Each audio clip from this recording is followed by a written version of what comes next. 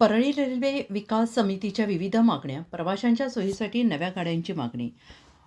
Parli railway विकास समितीच्या वतीनं दक्षिण मध्य रेल्वे सिकंदराबाद येथील महाव्यवस्थापकांना निवेदन देत परळी वैजनाथ रेल्वे जंक्शनवरील प्रवाशांच्या सोयीसुविधांबाबत विविध महत्त्वाच्या मागण्या करण्यात आल्या आहेत. सुमारे 100 वर्षांचा इतिहास असलेल्या या रेल्वे जंक्शनवरून मोठ्या प्रमाणात प्रवासी प्रवास करतात. मात्र अपेक्षित सुविधा आणि थेट रेल्वे गाड्यांचा अभाव असल्याचे समितीने नमूद केलं आहे. नव्या गाड्या सुरू करण्याची मागणी.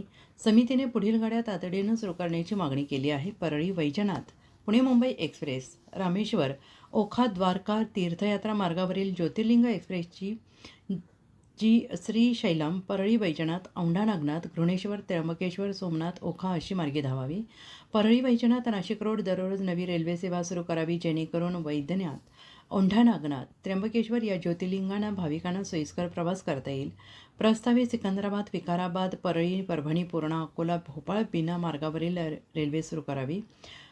परळी रेल्वे स्थानकावर प्रवाशांसाठी स्वतंत्र माहिती आणि पर्यटन केंद्र सुरू करावे. तसेच पाणी, जागा, वीज आणि मनुष्यबळ मुबलक प्रमाणात उपलब्ध असल्यामुळे येथे पीट लाईन मंजूर करावी अशी मागणी निवेदनात करण्यात आली आहे.